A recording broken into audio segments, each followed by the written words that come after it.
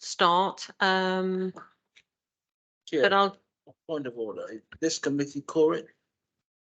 yes, Councillor Rice, the meeting is quorum. So moving on, I will ask the committee to introduce themselves, please, starting with Councillor Rice. Reg Rice, councillor for Tottenham Hill Ward. Sean O'Donovan, councillor for Tottenham Hale Ward.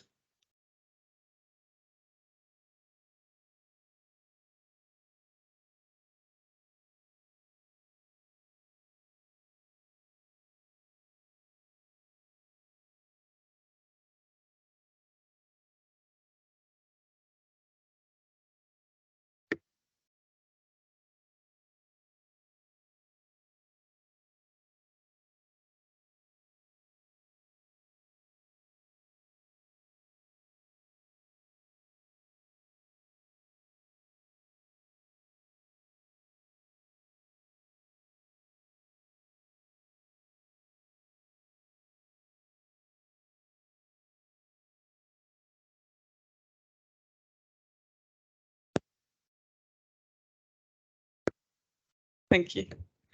Nicola Bartlett, West Green Ward. Councillor John Bevan, Northumberland Park. Thank you. And I'm Councillor Barbara Blake, Seven Sisters Ward, and I'm, of course, the chair of this committee. So if I can ask, Councillor Anne Karen is attending to speak in support of this application. So welcome. Okay, not at the moment. I'm just welcoming you. Sorry, I'm a bit thrown with the microphones not working very well. So if I can ask the officers present to introduce themselves, please, starting on my left. Cody Sprott, Principal Committee Coordinator. Justin Farley, Legal Officer. Rob Szosowski, Assistant Director for Planning, Building Standards and Sustainability. Note. It's not a member of Labour Party present.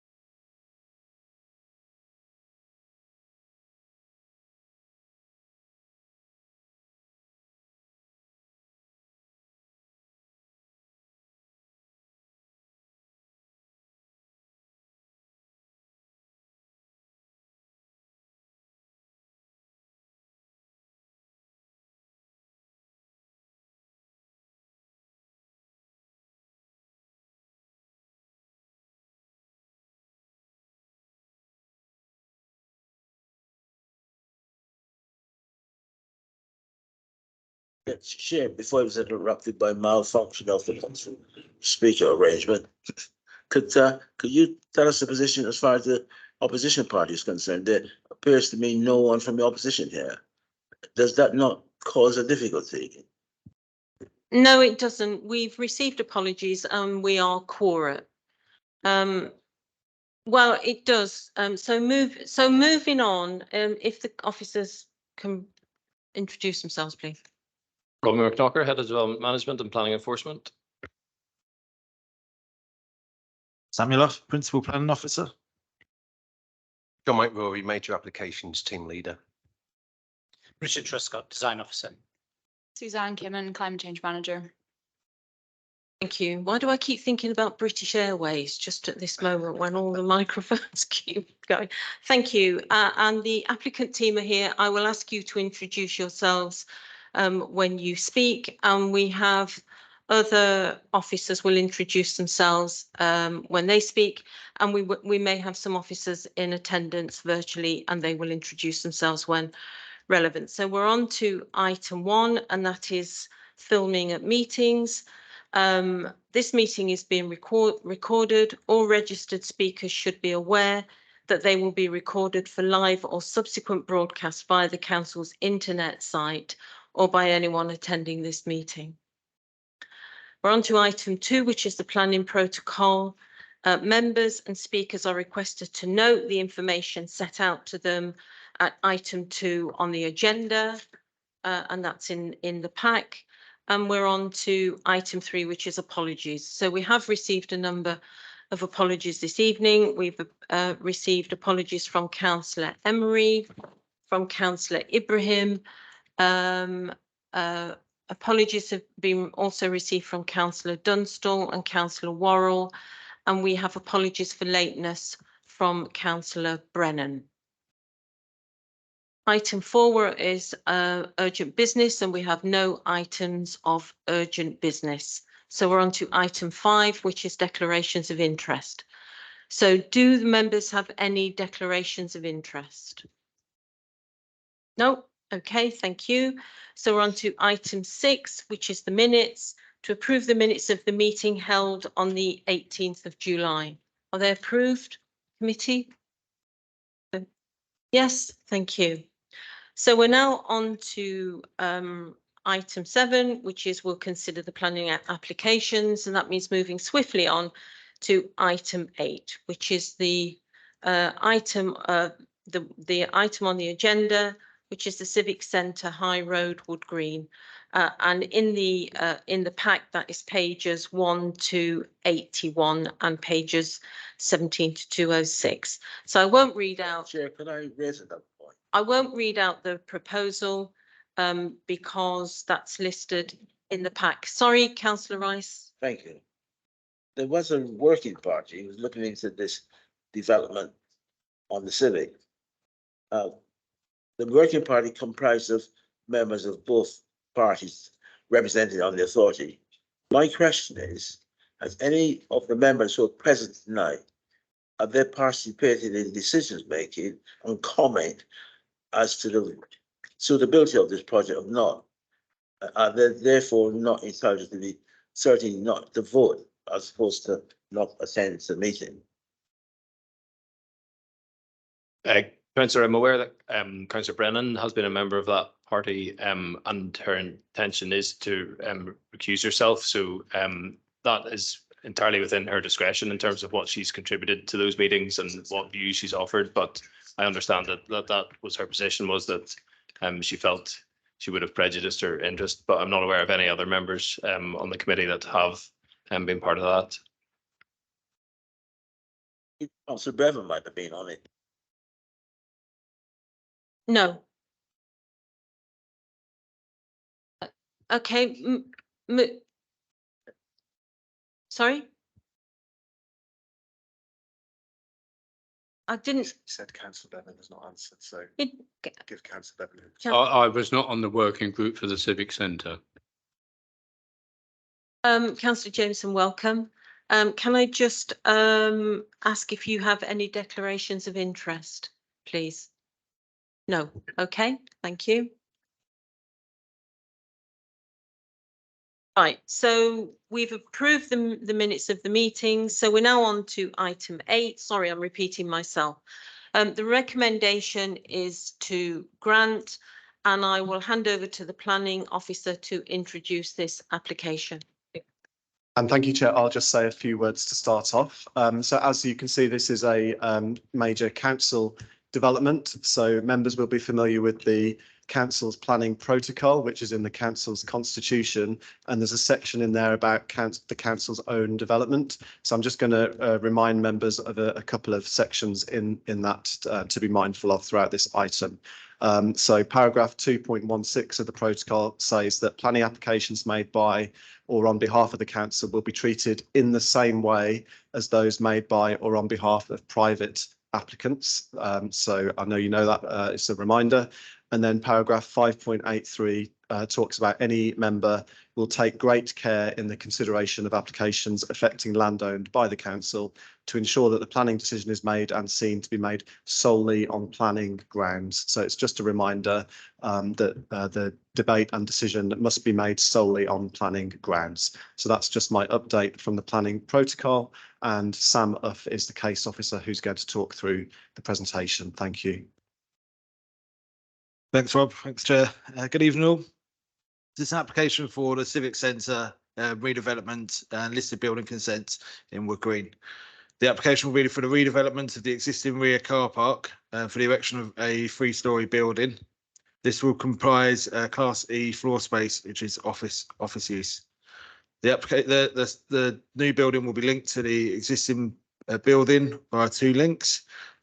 Will also involve works to the facade, entrance of fenestration of the existing building, as well as associated internal works for the continuation of mixed civic, community and office use. The site itself contains the existing Grade 2 listed Civic Centre building. The area to be redeveloped is predominantly used for car parking. The site currently contains 132 car parking bays. The site is within the Trinity Gardens Conservation Area. On the screen here, you can see there are adjacent Grade 2 listed buildings. Number 3 marked here, which is St Michael's Church. Number 4, Trinity Primary School. Number 6 on the corner is the locally listed Fishmongers Arms. Number 5 is the Crescent Gardens, and Trinity Gardens open space is just to the top of the screen. The site also includes the adjacent Traveller site, which is accessed off of Bounds Green Road, and that's just behind here. Just in the terms of the historic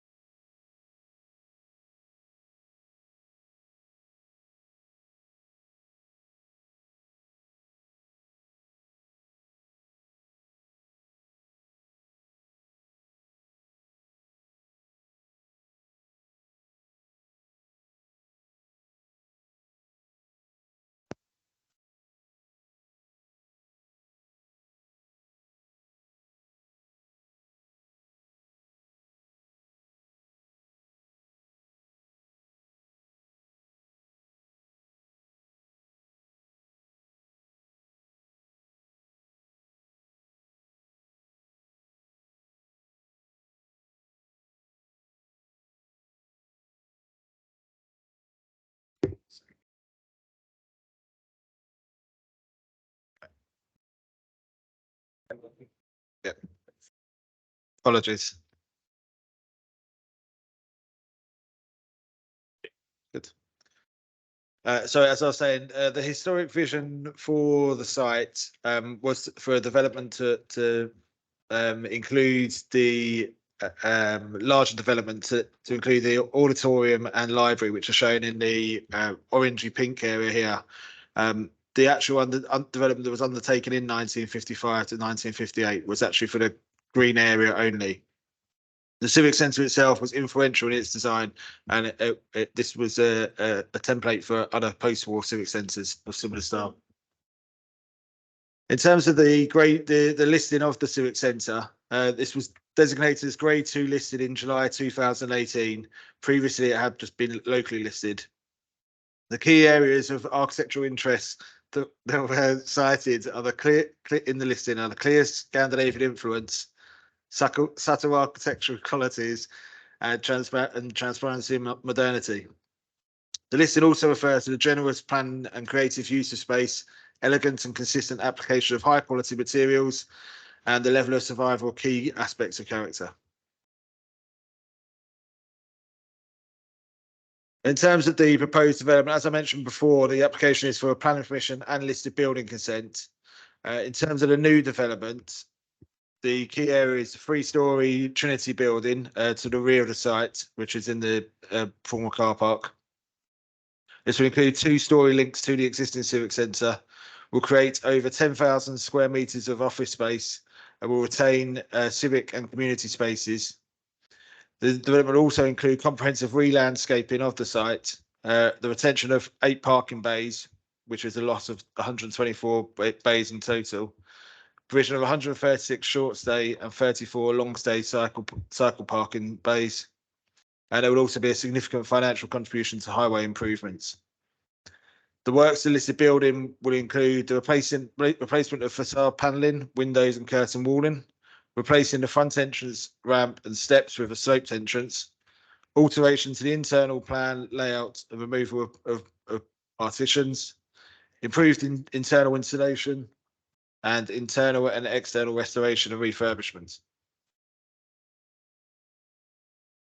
So the application site is within a site allocation in the local plan, referred to as SA5. This does recognise that the intention to retain the uses of civic uses and offices if possible. This also references the potential development of the car park in the site of the new Trinity building, which is shown in white here. So in terms of the principle of development, the redevelopment to the existing unrequired and unsustainable large car park is supported by the site allocation and local plan as part of a sustainable travel-led strategy. This will include a substantial contribution of £366,000 to pedestrian and highway improvement contribution. This will be to provide high quality, modern and flexible office space for up to 800 employees. The development will also include highly desirable retention of public access through the original civic and community uses, as well as the council uses. This will allow the council to better use other land holdings for comprehensive redevelopments, as referred to in the site allocation. Just in terms of the plan layout, the plan below shows the red area, which is referred to as the welcome area, which will include a cafe. Yellow areas, which are more conventional workspaces. The purple, as seen in the former registrar here, and rooms in the bottom. This is going to be more of a meeting room space. And the pink areas would be more a collaborative workspace and flexible uses. In the top of the screen there, you see the grey area is the access to the cycle storage and changing facilities, and this will lead onto the service yard access from Trinity Road. The proposed Trinity building itself, which is the development in the car park, this has been praised for a positive scale and massing within the context of the existing civic centre and surrounding area. The 3-storey height will be similar to that of the civic centre with a recessed top floor. The siting of the Trinity building will be set back from the principal elevation of the civic centre, thus remaining subordinate. The design of materials will complement those of the existing civic centre. This will retain and enhance the green setting of the site and conserve and enhance the character and appearance of the conservation area. Just a bit more here on the relative massing. You can see the Trinity building in the top of top of the screen here with the two-storey links. Just on to the right of that is the existing civic centre, and bottom of the screen, the spire of the local church. Just on the left of the screen, you see the Trinity Academy, and in the bottom left is the existing traveller site. The bottom image just indicates the relative scale of the proposed building and existing. The proposal will provide the central courtyard and developments at the rear of the site, which will align with that historic design intention. The distinct but complementary design of the recessed screening has been carefully designed so that it will be in keeping with the existing building and create an interesting feature on the roof. This is considered to be subtle, well integrated in terms of the links and integrated storage solutions. The high quality glass reinforced concrete will respond to those materials of the civic centre. Likewise, aluminium window frames and window reveals will reflect those of the existing facade of the civic centre. The design has been praised by the design officer QRP and QRP for the high quality, simple, elegant design, which has been described as exemplary. Just to run through the photos, you see the view here from Boundsgreen Road in the top left, the link between the Trinity building and the Civic Centre as seen from Trinity Road, and then a view from in the courtyard of the new building. In terms of the facades of the building, these have each individually been designed to respond to the context and orientation of the site.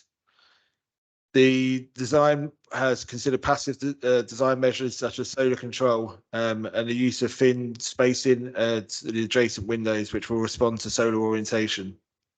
The GRC concrete facade material allows seamless transition to the window with the thin detail. There will be fins throughout the new windows, but these will have varying depth and relation to window recesses.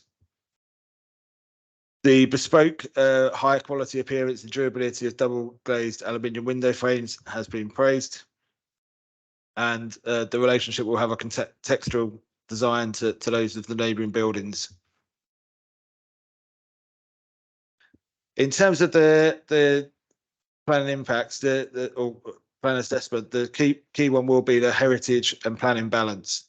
The council has a statutory duty to consider the harm to the listed building and consider the weight of balancing this against public benefits.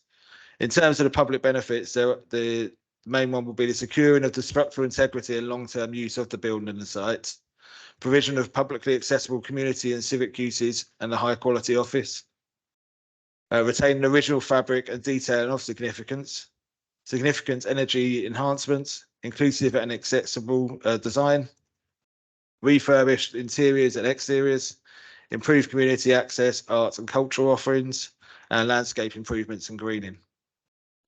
In terms of the harm, these relate to the replacement of original material of windows, curtain wall and precast panelling, the removal of the front entrance steps, the proposed extension through the links and the Trinity building, loss of original floor plan, partitions and original layout, interventions that were required for insulation, and the minor external works in the impact of the overall character of the building.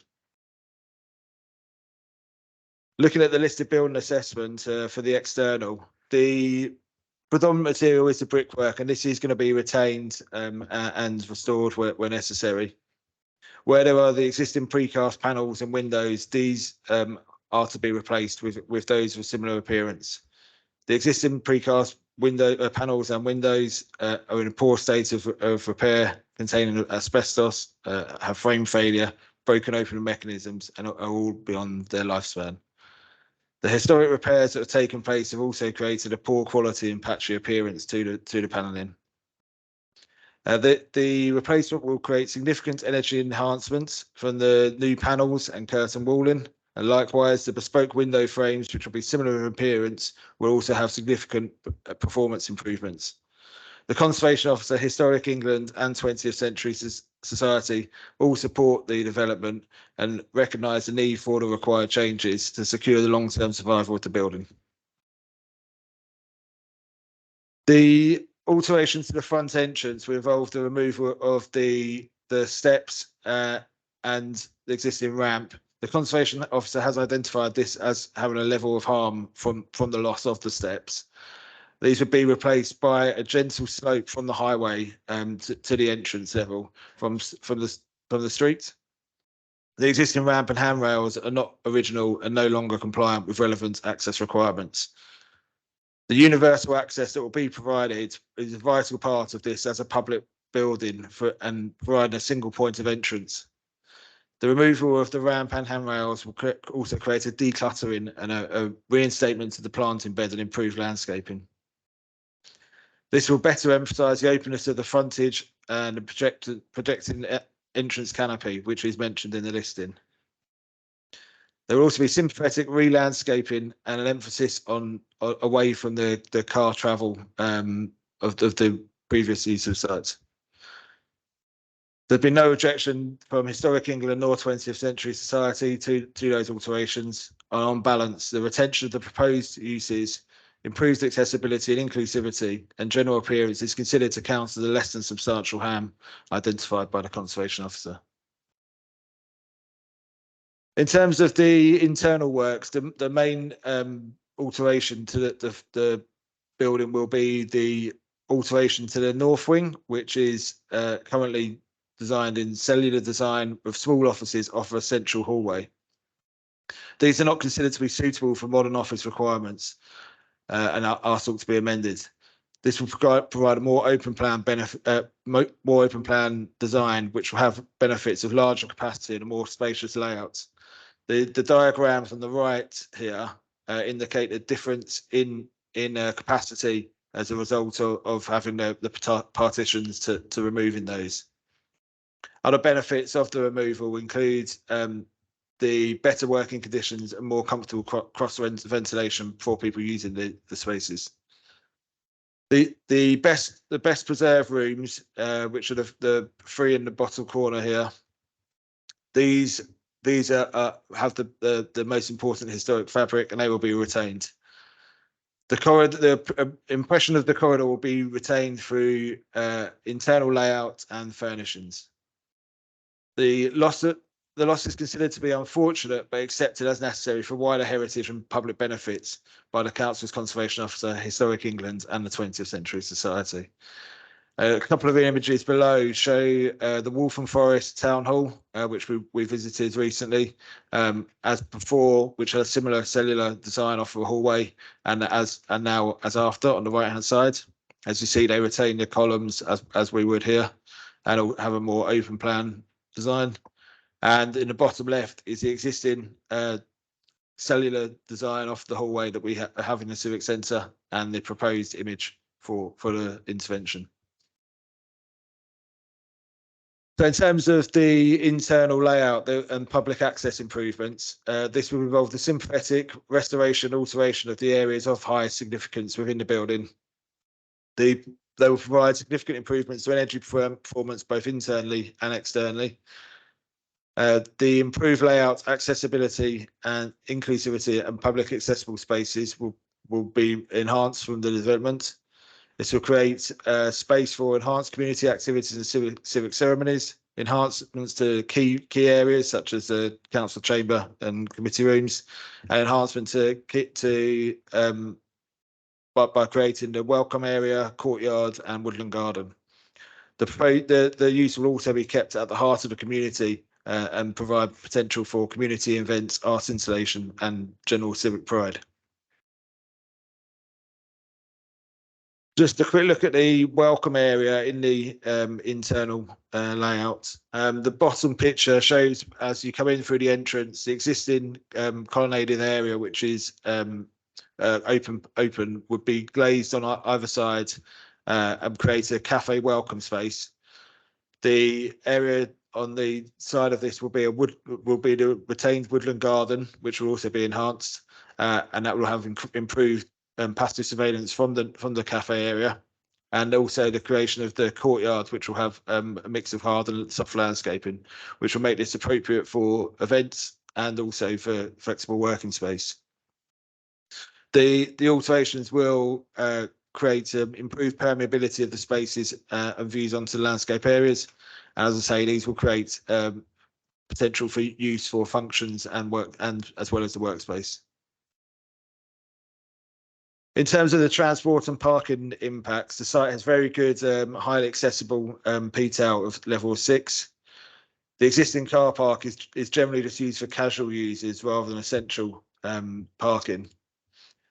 The 132 bays would be a welcome to be reduced to 8. These 8 spaces will have 3 accessible bays, but all of the spaces will be flexible and can be converted if the need arises. 50% of the spaces will have electric charging facility, and there will also be the infrastructure for the remaining 50% to be installed. There is a potential for on-street capacity, as shown by the parking surveys. This would only be for those who are most in need, i.e. those with blue badge. There are also other off-site car parks in the vicinity which can house other office workers that may require a car but have a fine for accessibility. The proposed changes will create less conflict with the school road as designated on Trinity Road. This will help have the promotion of sustainable transport, provision of 136 long stay and 34 short stay cycle spaces, and that will have associated storage, changing and showering facilities as well. The improved pedestrian movements and access will be secured through the significant contribution of £366,000 for pedestrian highway improvements and for the cycle infrastructure. And that this will also retain servicing provision, which will be provided for a one-way system onto Bounce Park Road from the high road and in the rear area of Trinity access and service area. And that will also provide the area for cycle parking, and additional cycle parking will be next to the Trinity link. In terms of the sustainability impacts, the development has successfully provided a bespoke approach to retrofitting the Civic Centre and designing the new building. This has balanced the heritage impact with the energy efficiencies. Where there are improvements, this would be through external alterations. Where there are external alterations, these can be improved with insulation, such as the windows, wall and roof insulation. And the design has been passively designed to respond to those facades in terms of the window recesses and use of fins. This would be a comprehensive design strategy to retrofit it internally, which will be secured by the conditions to ensure there is no impact on the listed building. The green offerings will include solar panels and heat pumps on the roof, and has provided an indicative carbon offset of £89,204. There will also be a potential future connection to the decentralised energy network of Wood Green, should that come forward, as required by the site allocation. In terms of the amenity impacts, the siting of the main massing of the Trinity building has been considerately designed to limit the impact on surrounding neighbours. The modest reduction in amenity to certain windows within the Travellers site is considered to be not unexpected, given that the existing openness of the car park, and this will create a more characteristic urban relationship between the two sites. These units will also have an unconventional layout and siting of those buildings within the site. The proposed windows have been suitably designed to respond to the facades and avoid overlooking of this site and other neighbours. Finally, on the trees, landscape, ecology and drainage, this will create an improved green link between Trinity Gardens and Crescent Gardens through the play on the way, and retains trees along Trinity Road.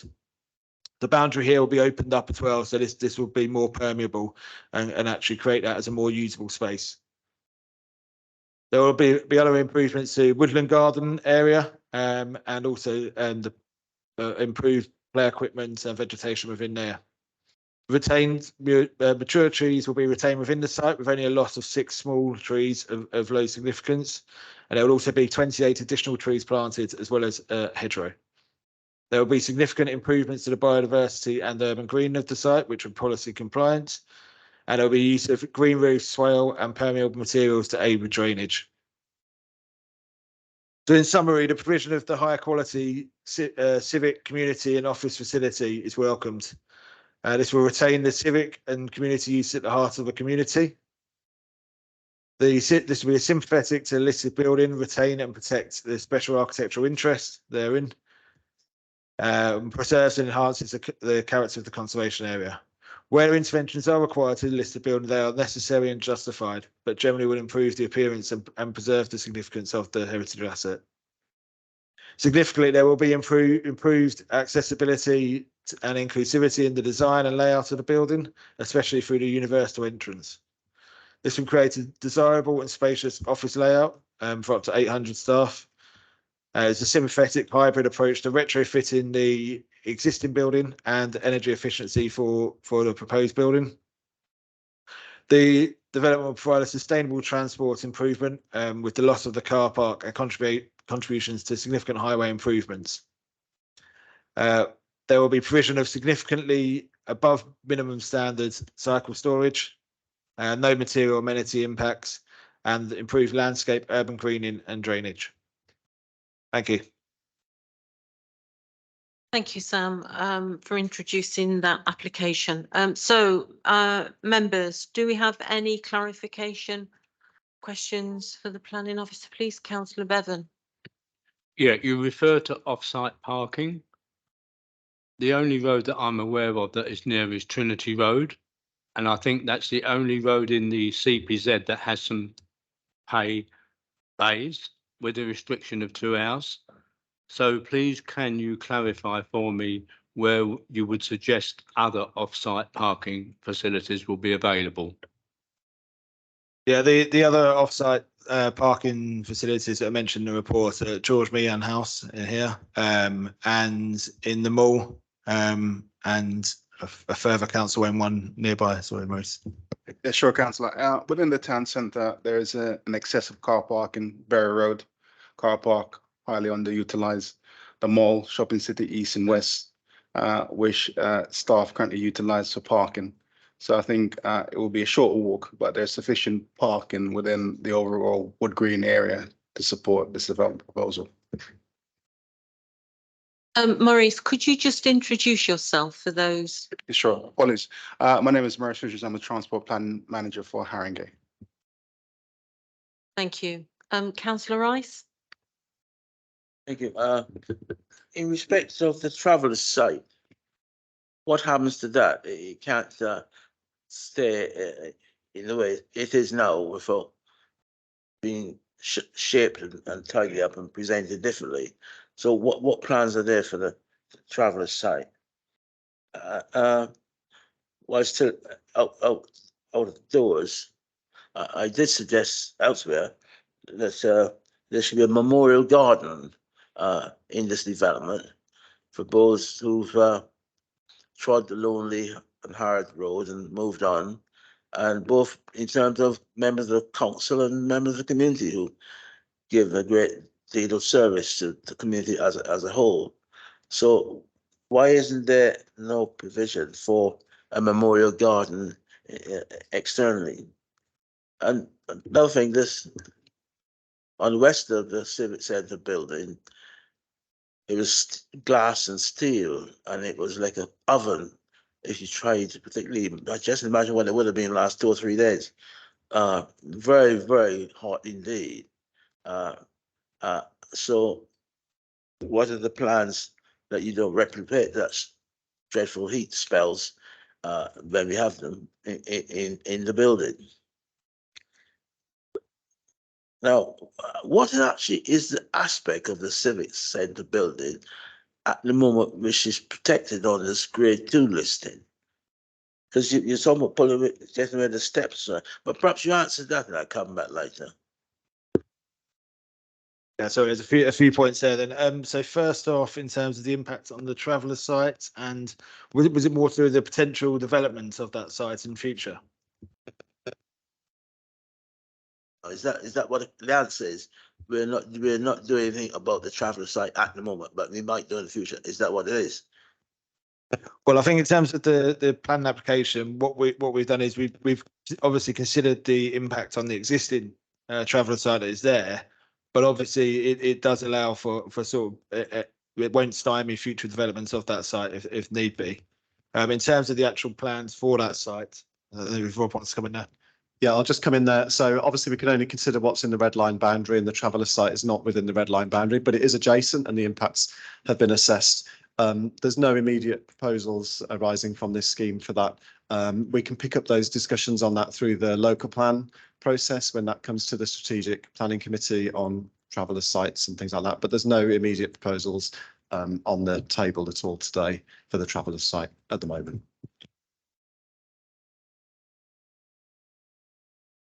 Yeah, so the next one, Memorial Garden. I think in terms of the overall design of the landscaping, it's subject to condition. There are actually plans for the Woodland Garden, accessed off of Bounds Green Road. That is actually in consultation for a sort of re-landscaping and improvements on there. I'm not sure in terms of potential for having sort of memorial benches or plaques within there. Might be a possibility.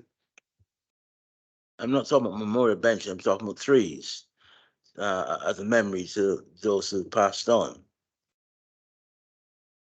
Yes, Councillor. So the applicant team haven't finalised the design, as Sam said. So there will be a co-design process where local residents, interested councillors can contribute to the final design of that. So that will be an opportunity to raise that and suggest that can be included in those final designs.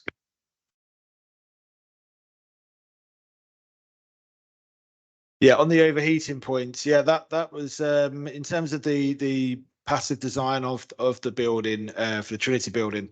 They've looked to have the window reveals and the fins there, which will help to address any overheating from particularly from the southern elevation there. So that they're also other mechanical ventilation and the layout in open plan layout, which will be beneficial in that regard. The improvements to the insulation of the existing building will certainly help, as will the new windows and ventilation as well that will be provided within the civic centre.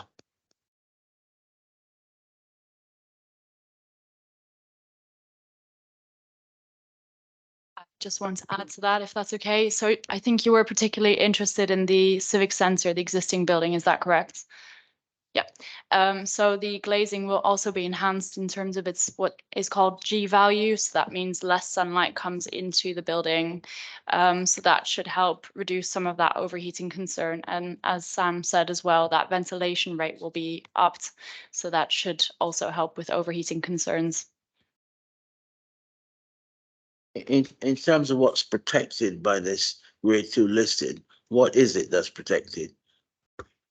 Yeah, Councillor, if I could just cover that one. So page 133 of your pack is the Conservation Officer's comments. So she set out her detailed consideration of the qualities of the existing building and the impact of the development on that. So turning your page horizontally, the sort of second paragraph there talks you through the architectural interest. So that's essentially the points of interest of this building. So and I think Sam touched on these in his presentation: the Scandinavian influence, generous planning and creative use of space, the high quality materials and detailing, and then the survival of key aspects of the building's character. So I think that this was designed with Scandinavian architecture in mind. That's quite unique for this era. So that's the element of the interest. Then how it's laid out with the spaces within it, and then elements of detailing. Those are all bespoke and unique to this building and reflect that architecture from that period. So that's really the things we've been looking at. most of those points, those things survive now and have been considered in the assessment of this application and found to be acceptable.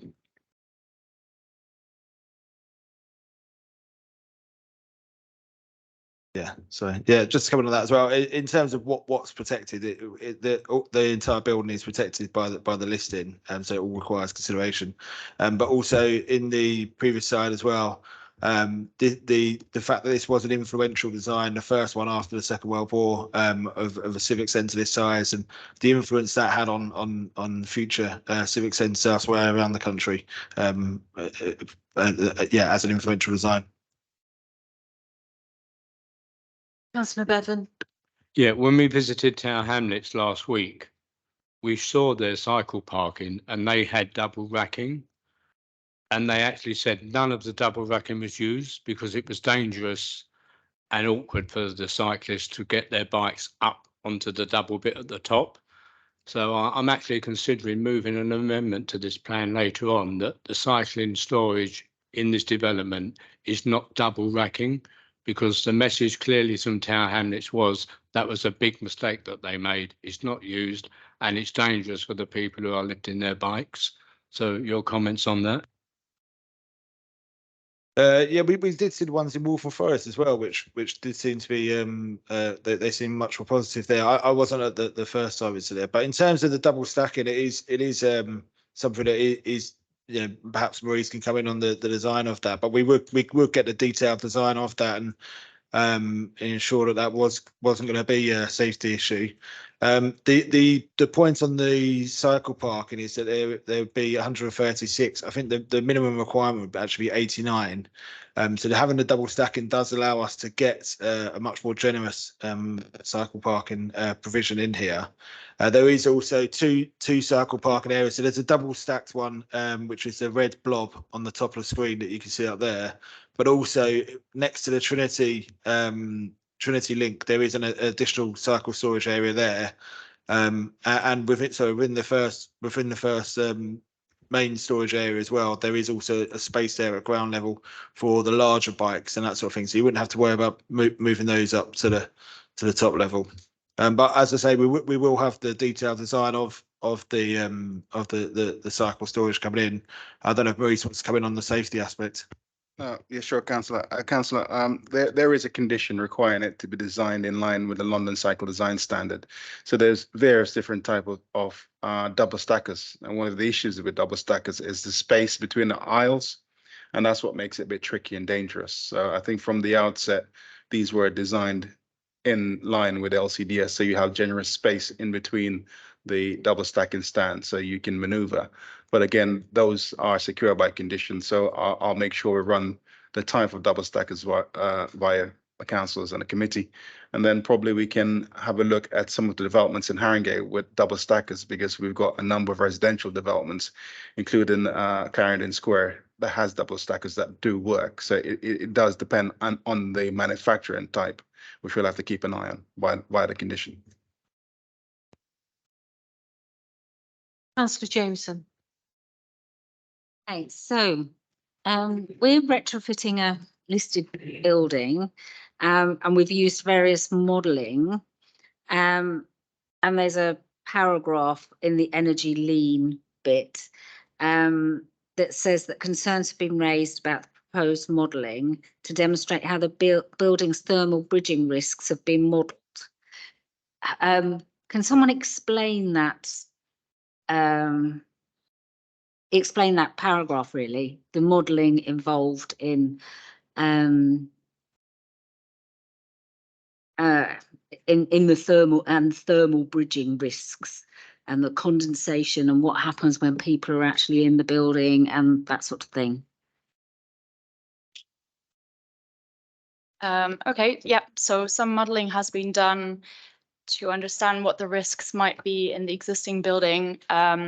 So what has happened is I'm going to try and explain this hopefully in simple terms, but obviously come back with any questions.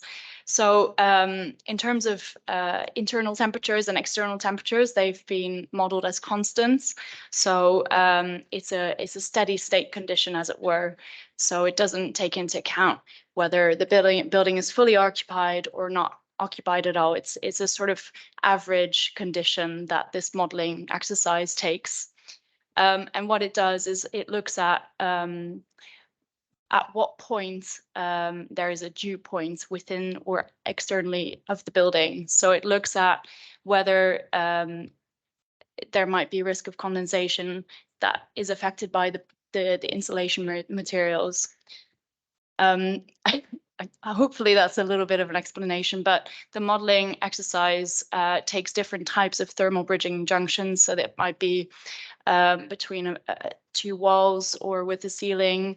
There are obviously lots of kind of jutting out elements of this building, so it takes into account those kind of junctions as well. Okay, thank you. So the modelling is quite sophisticated, but we really don't know what will actually happen until we know how many people are in there and what happens from there. Is that right? I suppose the modeling that could take place after this stage could be at different states of kind of occupation, as it were. We have also recommended that monitoring takes place so that we can understand how the building actually functions when it's occupied, and that we can assess the risk if anything goes wrong, as it were. Thank you very much. And Chair, if I could just quickly add to that, in the addendum pack, condition 15 has been updated with some further detail that sets out that analysis that would be required, and everything that will be involved in satisfying that issue and ensuring that there isn't a problem from this.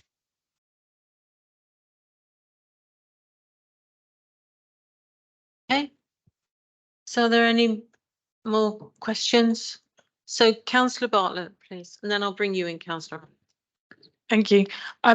On the question of the conservation element of the older building, there's lots of references to the kind of ideal scenario and retaining some elements of it, including windows and other features which have been deemed either not in a good state of repair and so on. Is there any likelihood that when the work's begun and more analysis done, that there are other things that we wouldn't be able to do in terms of balancing the conservation of the building as it is? Or are you satisfied that this is that we've kind of got a good sense of where it is in terms of its state of repair? And it mentions that there's asbestos in various places. Is there any chance that there's that RAAC concrete or anything like that would then have another impact on how we can repair some of this? Thanks. Yeah, it's probably worth bringing Elizabeth in just to talk you through the sort of analysis that's been done already of the building by the applicant to reach these conclusions. I think it's worth saying that you never know everything, and you've seen with an example like Alexander Palace, where they found something under the floor they weren't expecting, and submitted for a listed building consent. It's a good question in terms of how do you balance that at the time, but generally, when you've reached that point where you've found something that isn't how you expected, you're submitting a standalone listed building consent that's just looking at that impact, really knowing that you've sort of run out of options because what you found can't be repaired or isn't as you thought. So I think you can be satisfied that you're getting a fair look at things based on the information, and if there was something difficult that came down the line, we would have to just look at that on its own merits in that moment and weigh that up and assess it at the time. But Elizabeth, do you want to just say some more about the surveys?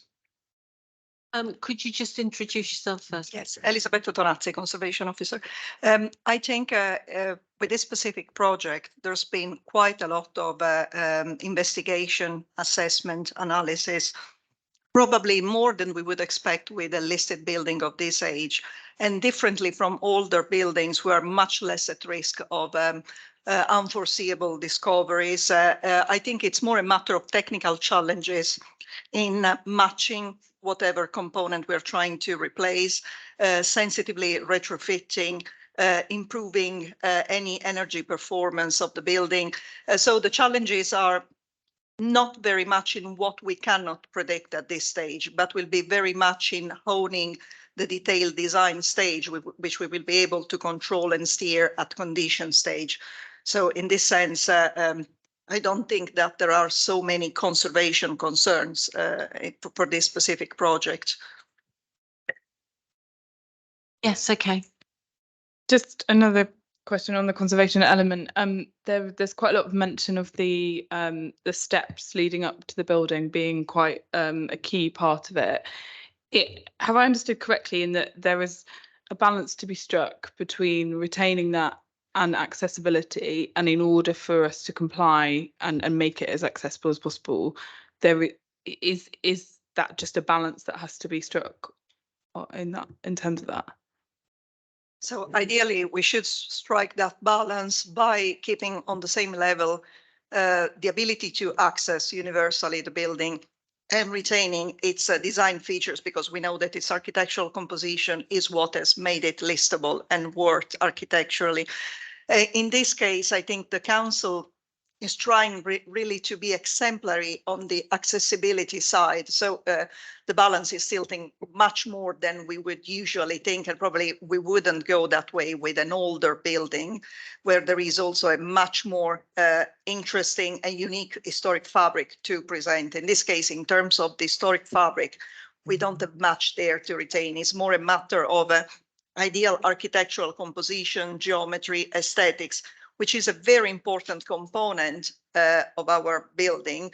At the same time, we should really consider the ambition of the council to be to provide this universal access where all different type of abilities are all conveyed through the main entrance. So I think from the specialist heritage conservation perspective, it was my duty to flag that there is a level of harm there, and that there would be, if you want, a mainstream approach, very cautious approach to altering an important feature of a listed building. But we need also to consider the use of the building, its nature, the fact that it is a public building, that there is also a need to make it representative of best accessibility practice, not only best conservation practice. So there are a few things also for you as decision makers to weigh and to decide. Thank you, Councillor Rice. Those of us who went around Waltham Forest Stronghold last Friday and Tower Hamlet Stronghold, we noticed that there were specific features built in these strongholds in terms of, I put it, structural protection or social protection, whatever way you choose to put it. By that I mean, for instance, at Waltham Forest, there was a very solid, heavy door in the basement. And clearly that was a facility which was put there in case of emergency. And I know that this building has got a 5th floor flat, which again is put there for emergency.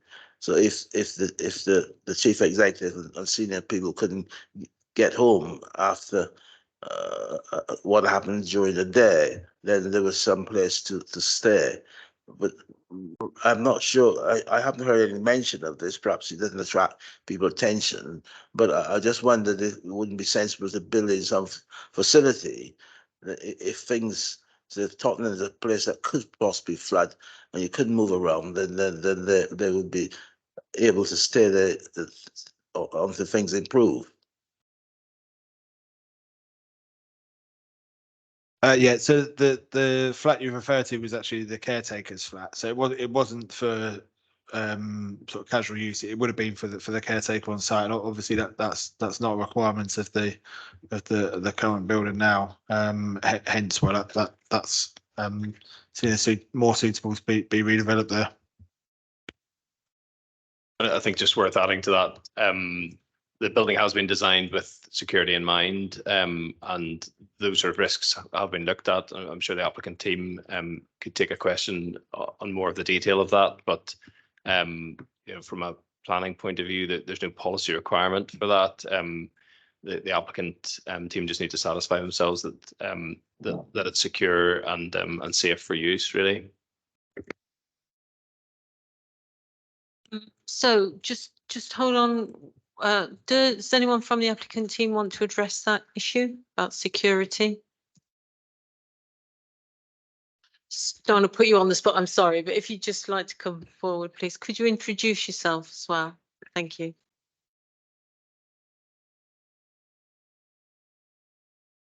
So Jonathan Kirby, Assistant Director for Capital Projects and Property at Haringey Council. We've worked very closely through with the Secure by Design Officer. We've worked through as well with our own internal security teams in terms of during events and activities and planning. And we haven't kind of worked, well, having worked through those, we haven't identified any kind of residual issues to be highlighted. And I think that's reflected in the report where there was no significant objection from Secure by Design Officer as long as we continue to follow that policy. Thank you. Did you want to add anything? No, no, that's fine. Thank you. Thank you very much. Councillor O'Donovan. Thank you. I'm sure we'll get on later to the use of the building as a effective, safe, efficient space for our staff, and also a place where the democratic process will continue with obviously a public gallery, etc. But I wanted to talk first about the public realm aspect of this, the welcoming, and because this place will belong to all of us. In terms of the flow and then the stopping of people as they come in, I assume that at the front people will be able to come straight in. The reception area doesn't seem like a barrier. It seems more like a helpful place. Therefore, will people then be able to go into the Welcome Cafe, which I think is a great name because it reflects Haringey's status as a welcoming borough. Clearly, there will be places where towards the offices where people won't be able to go. They'll need a key fob to go for very obvious reasons. Through the Welcome Cafe, there's the courtyard. Again, will that be able to be used by the public? Some of these decisions may well be made once the building is established. But in terms of the physical work that's going on at the moment, in terms of where people can flow, where people are stopped, what is envisaged? Thank you. Yeah, thanks for that. Yeah, so there's the entry desk, as you referred to, and that would sort of be a soft security measure. But there are security passes on doors beyond the welcome area. So that's to the more conventional office spaces. And also onto the going into the welcome area. So you need to sort of go through the main entrance and the entrance desk there to get into that area. But that's sort of a semi secure space. So you could go in there and get a coffee if you're waiting, or use it as a flexible workspace while you're waiting. Okay, thank you. Any more questions? No, thank you very much for that from everyone. So we now have Councillor Ankaran. Can you come forward, please? And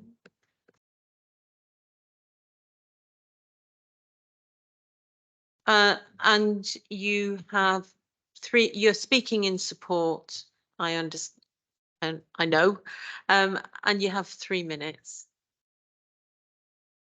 Thank you, Chair, and thank you, committee, for allowing me to say a few words in support of the application of this application.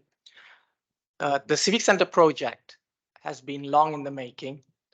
Owing to the building Grade 2 listed status, the council has a legal obligation to protect the building.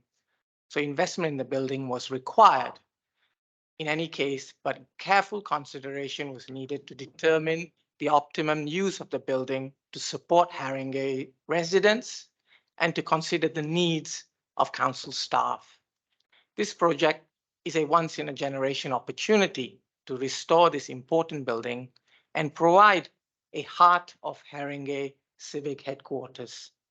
The Haringey Council Civic Centre has a long and rich local history, and as ward councillor for Woodside and custodian of this iconic building, I'm pleased that the council will be investing in its significant moments, investing in this important building and retaining its headquarters in Wood Green. We have seen many nationally significant moments in history take place here. And I know some of you here today have been active participants in these historic events. We hope that by protecting and revitalizing this iconic building, its long and rich history will continue for many years to come, and that we'll see many more significant moments take place in the future. It's brilliant that the council remains committed to the Civic Centre project and that we've reached such an important milestone in the project's development. The approach taken has seen the creation of a cross-party members working group, which is known as the Civic Centre Members Forum. I have seen firsthand, as chair of this forum, how members have been active participants in developing the project's design by meeting on a regular basis to review design proposals, influence key democratic areas, interact with officers and design consultants, and to share views of various other aspects of the project. This has helped shape the final product that was submitted in the planning application.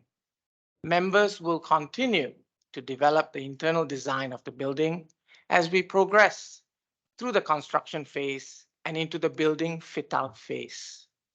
We'll be making sure that Haringey's rich culture and heritage is reflected in the look and feel of the internal aspects of the building.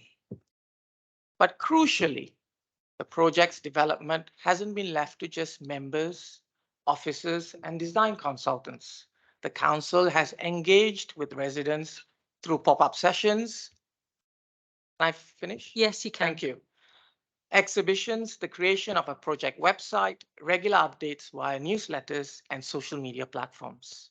And it really feels like we've received overwhelming positive support for the project. The public engagement sessions and surveys that were completed before the planning application was submitted gave an opportunity for residents to give their views, and I'm glad to say that we received positive feedback on reinstating the Civic Centre to its original use. Can you wind up now, Yeah, please? okay, sure.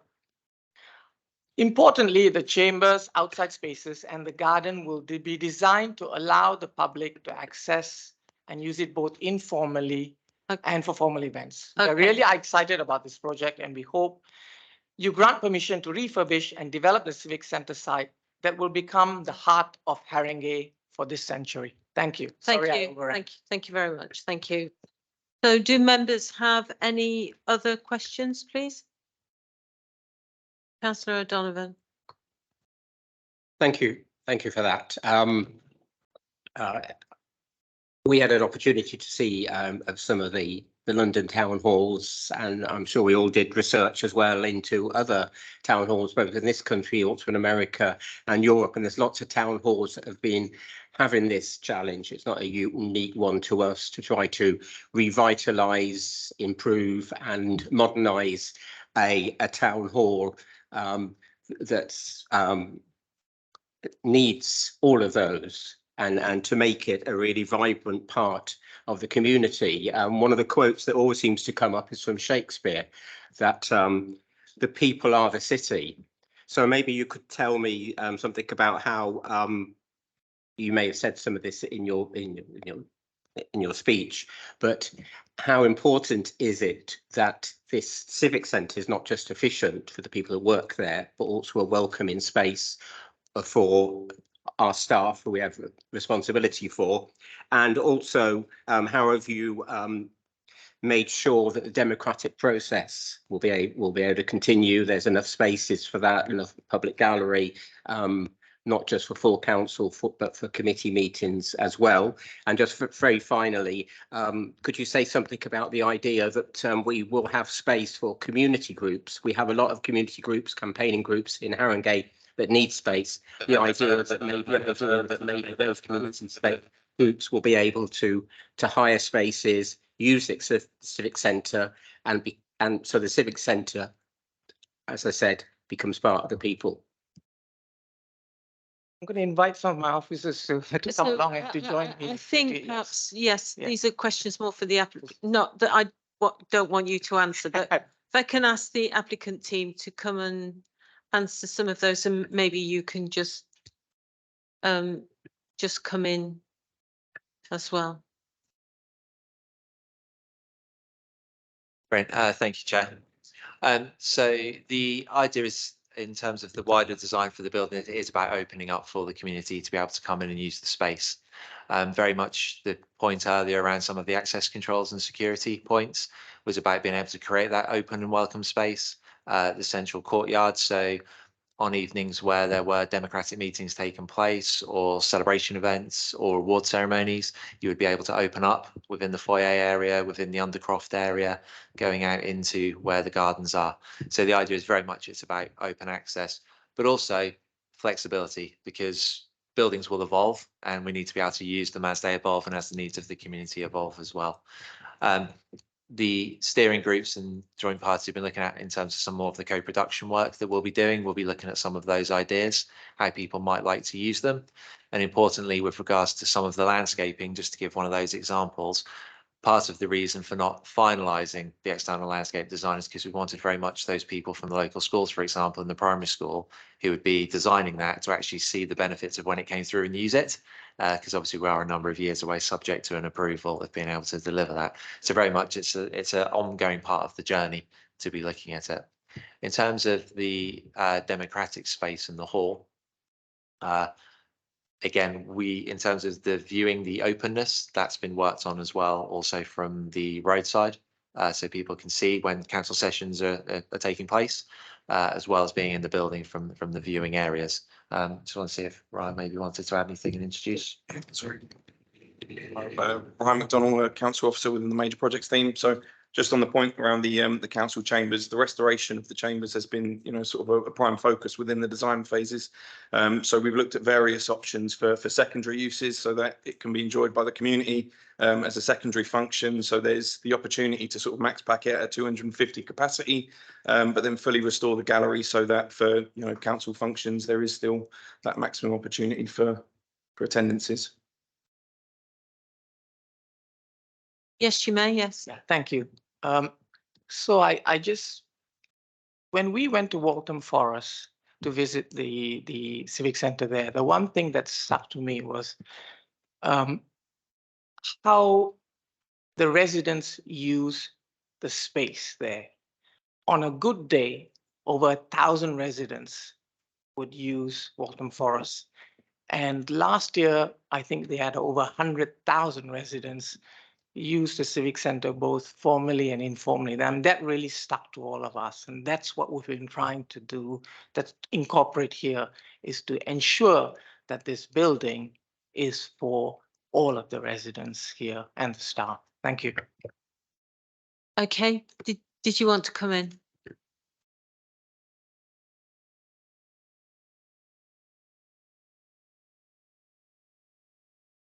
Sorry, I didn't hear that. Just There we go. Sylvester Olutai, Senior Project Manager for the Major Project Delivery Team. Just to kind of add to what's been said, because one of the questions was about ensuring that the space is sufficient for all democratic services and kind of opportunities that are being proposed. So when looking at the refurbishment of the council chamber itself, we did look at various formats that can take place within it, from all the current committee meetings, full council, and various cabinet meetings as well. So all the different opportunities within that, and the flexible furniture opportunity requirements to make sure that can happen. And then similarly, the use of the committee corridor and those meeting rooms areas. So they were considered to ensure that we can deliver what we currently deliver now. And I think, as Ryan mentioned, actually other opportunities within the space as well.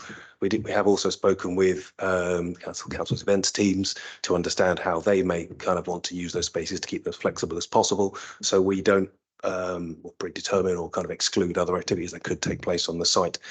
And also throughout the actual project, several of the kind of key drivers, kind of key performance was about the community participation or opportunity for the community to visit the site and use spaces.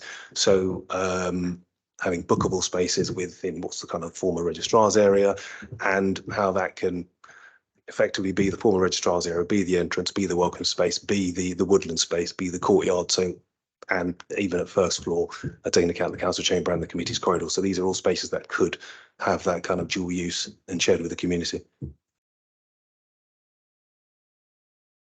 Thank you. Thank you very much for that. So, Councillor Rice? I wanted to make a proposal, Madam Chair. My proposal is that space be found on site to include 10 parking spaces for ordinary car use.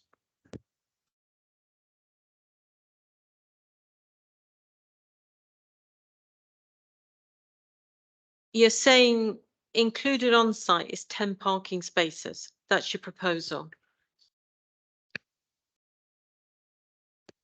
I couldn't quite hear what you were saying, but I thought you said you wanted to make a proposal that the plan included 10 parking spaces on site.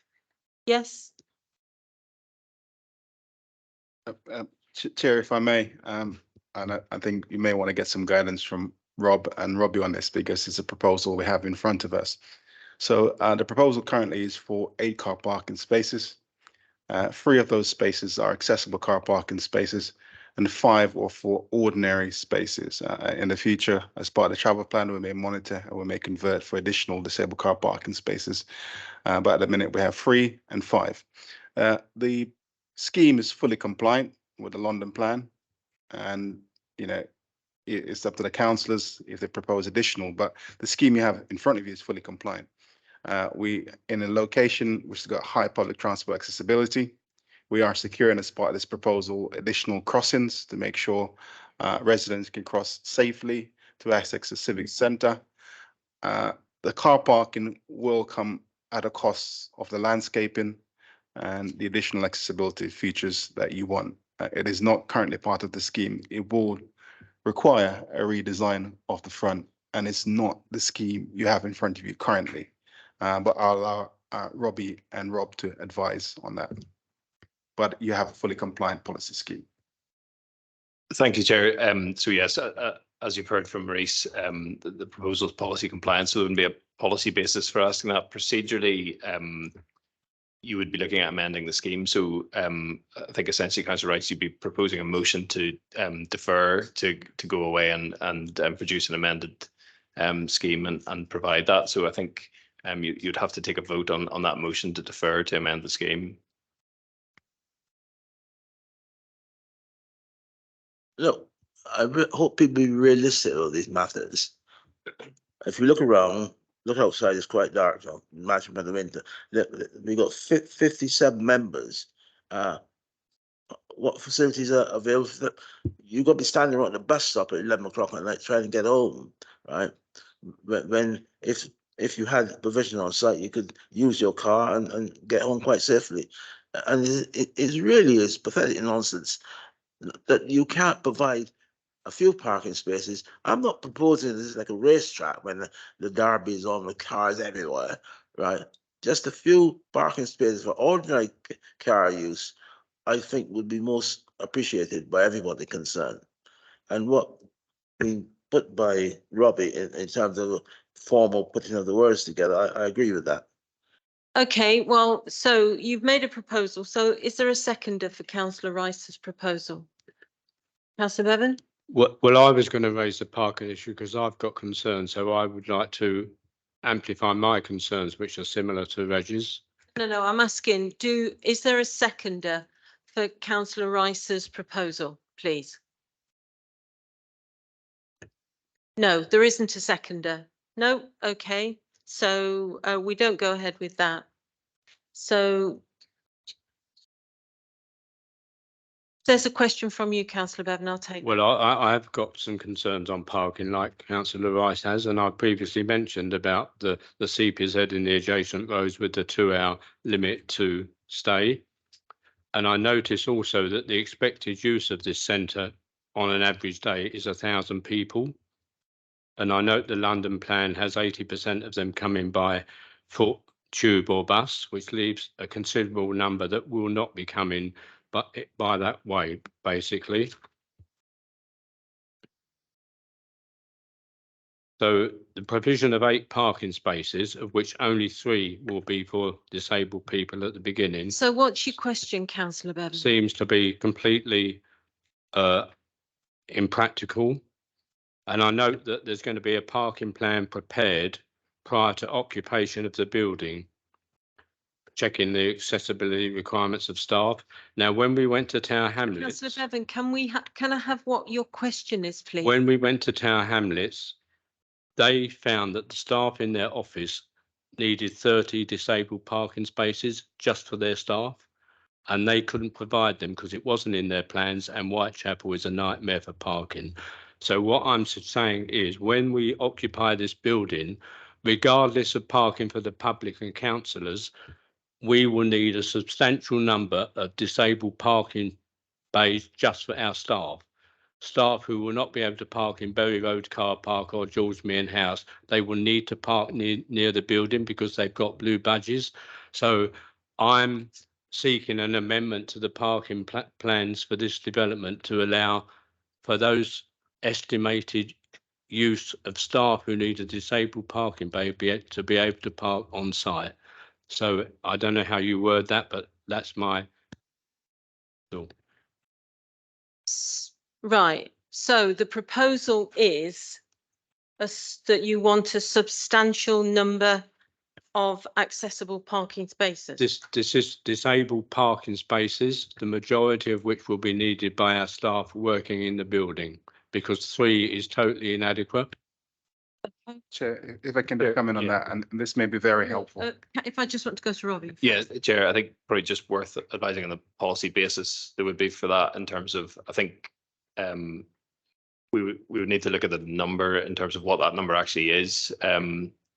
You're suggesting that you meet all of the anticipated disabled staff's needs. So I don't know whether we have a number for that or not. I think it's probably just worth noting that in Tower Hamlets there was 3,000 staff using that building.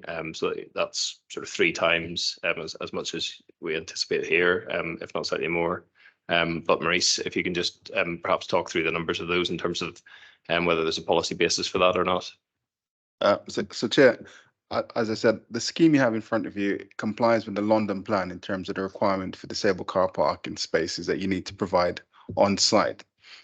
Councillor Bevan is raising a scenario where if we have in excess of what we provide on site in terms of disabled car parking, what do we do then? And I touched on it that we have 8 spaces here. We could convert some of the existing car parking space to disabled car parking space, which will give us up to 7 on site. We'll have to redesign that, but that's possible. We can monitor as part of the travel plan. Also, if you have a disability, you can use your disabled parking badge to park on street. And what we did as part of this is that we did extensive surveys, and that were updated in January 2023 to look at what the parking stresses are like within the immediate area. And there's sufficient on-street parking for us to accommodate those staff who have a disability, who are registered disabled and have a blue badge, who are able to park on single yellow lines or in residence bay on street. So in summary, we have sufficient space within the area to accommodate that if the needs arise.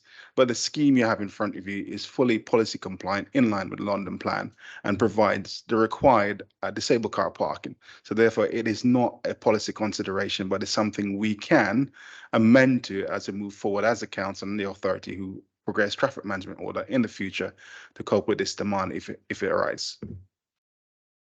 Maurice, can I bring in the applicant team? Can you address this, please?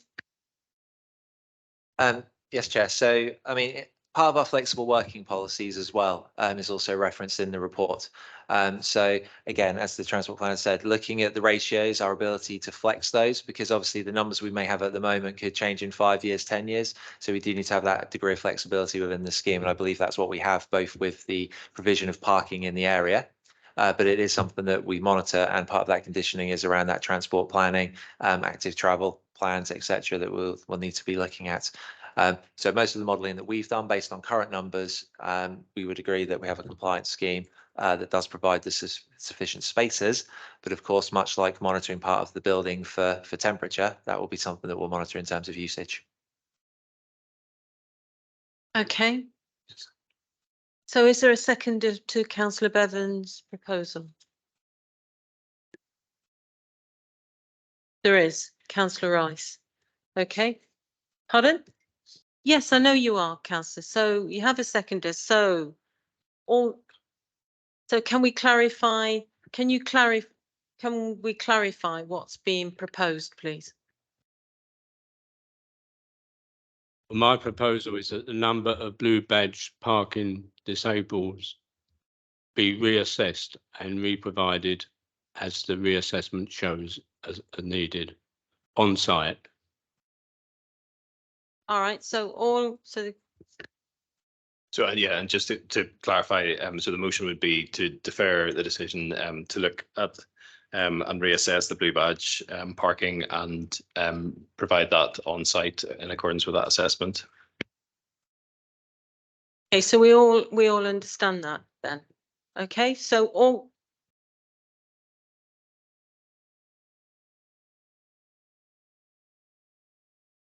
So motion is to defer the decision, so to not make a decision tonight and go away and make a further decision later on. So Councillor Bevan's motion is that the reason for that deferral would be to reassess the parking provision on site for blue badge bays to and following that reassessment to look at the re-provision with an expectation of further re-provision.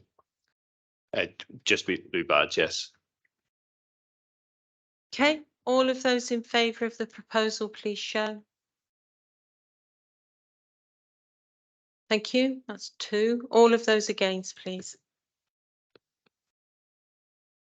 Okay, 4. So that proposal falls. Right. Thank you very much. Yes. Thank you. At the moment, you have 8 parking spaces, and out of those, is it 5 that may be designated, or is it 3 disabled bays? It's 3 disabled bays and 5 general.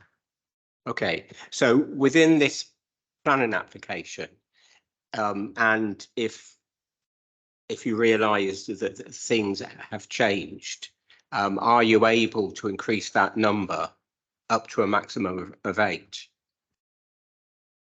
That was what the applicant team said, but let me just bring you back in again as Councillor Donovan's asked for a bit.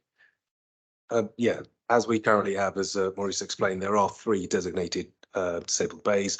We have an additional 5 that are flexible bays, but are sized the same as a disabled bay. So they can, this is the purpose of the traffic management plan or travel plan, the conditions. So through assessment, through need, they can be increased. So we can increase it to 4, 5 or all 8 if required in the near future. So that is something that we will assess and continue to do so. Yeah. And just procedurally, page 109 of your pack includes the sort of relevant bit of condition 24, which starts on page 108.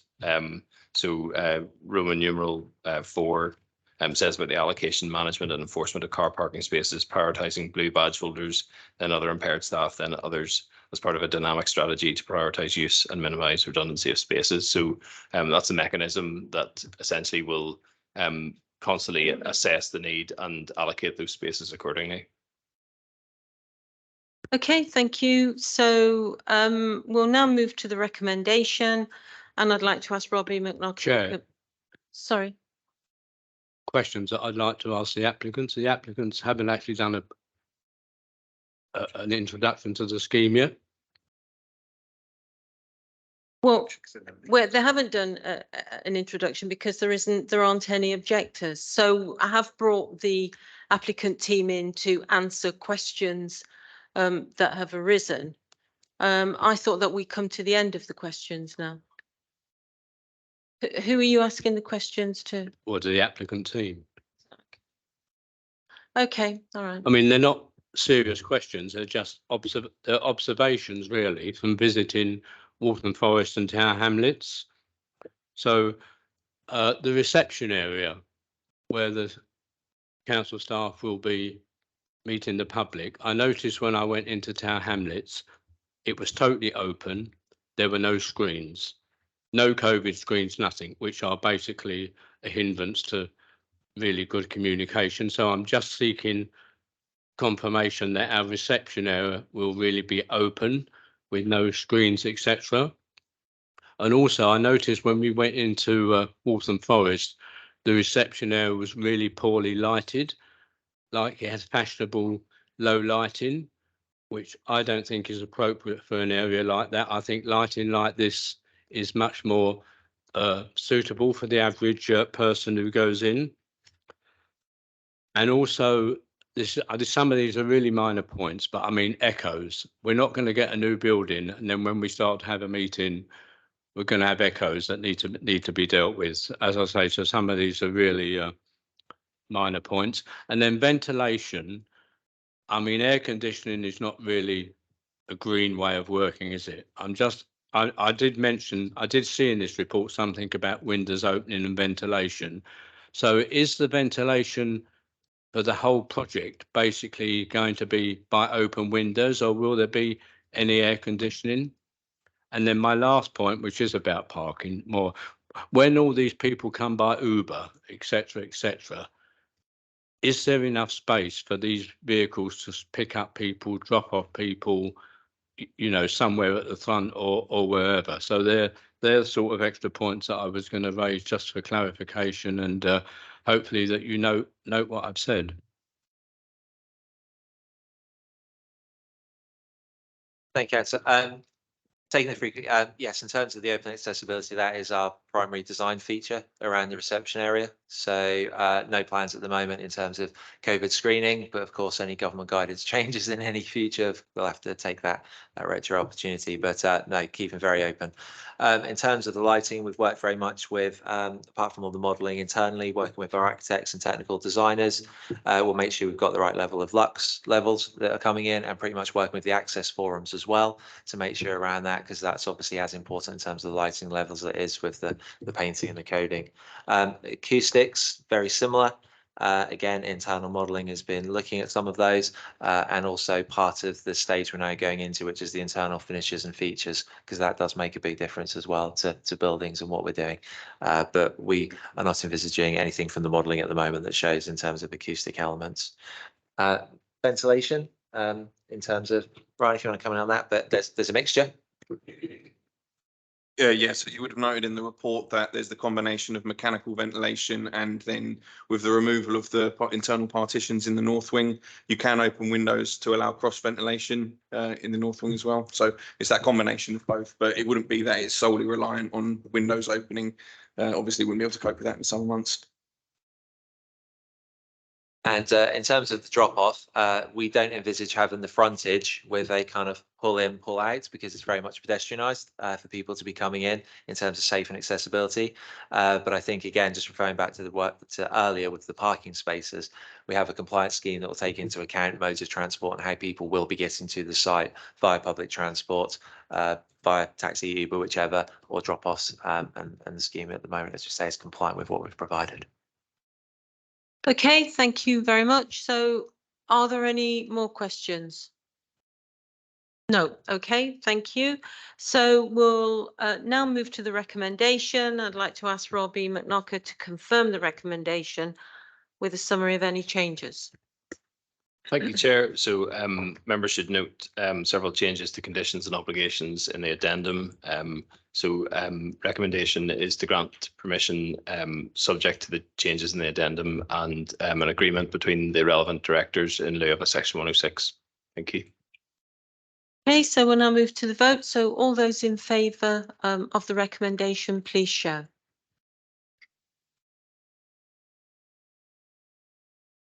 Okay, it's unanimous. Thank you. Thank you very much. And thank you very much to everyone this evening. So we move on to the next item, but I think we can bring Councillor Brennan in now. So if you could.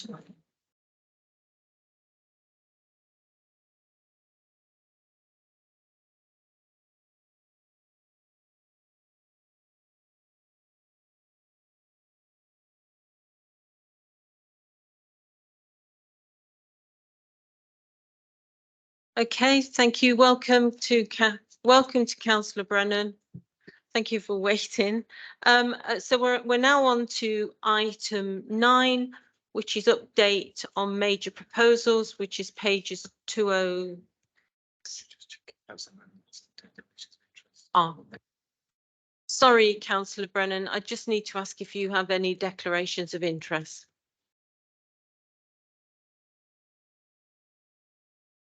Well, I did have a declaration of interest with the Civic Centre, yes.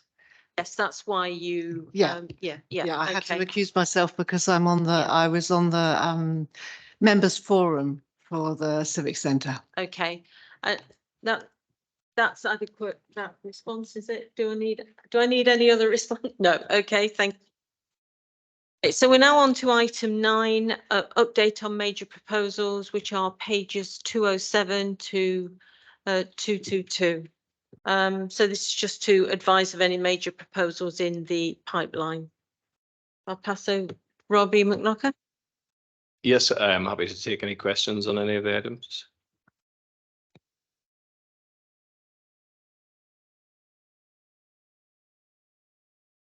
Mr. Bevan. Yeah, just to express my concern about the time some of the, well, 2 in particular are taking these, the Draper's Arm houses in Edmonton Close, which seems to be going on for years, and then the council development at Amador Court and Baldwin Court, because when we walk around there, some of the residents are coming out and saying, what on earth is going on here? We've been told this is going to be built in front of us and all that. So it's just been on the agenda for ages and ages. So yeah, so on Evanston Close, that has been one that has moved slowly. The applicant for that are a charity, so they're not sort of set up for development, which means that it is taking longer than it normally would, and we've just sort of found a number of issues along the way that we're working through at the moment. So we do hope to bring that to an October committee, which will finally progress that to a decision. On Arundel and Baldwin, that is expected to be submitted before Christmas this year. So there has been issues that the housing team have had to work through in terms of that. It's a bit turbulent in the construction industry at the moment. So I understand that's led to some of the delays on that project, but they have now got that funding for that to move it forward. So we should see that in the new year. Any other questions, please? Councillor O'Donovan. I know there's a refurbishment of the Latin Market, the Seven Sisters Market planned. I had a look to see if there was a planning permission attached to that. In particular, it was whether or not there was a requirement for a public toilet in that refurbishment. Not a toilet within one of the cafes, but actually one that the public will all use. Yes, so we have determined that planning application, it didn't meet the threshold for a major development, which would be 1,000 square meters. But I understand there is a WC provision in there. So I believe that's communal to be used across all of those market stalls. Okay, no more questions on that. Okay, right. So item 10. We have no new items of urgent business. So we're on to item 11, which is the date of the next meeting, and that's the 2nd of October 2023. And I hereby close the meeting. Thank you very much to everyone. Thank you.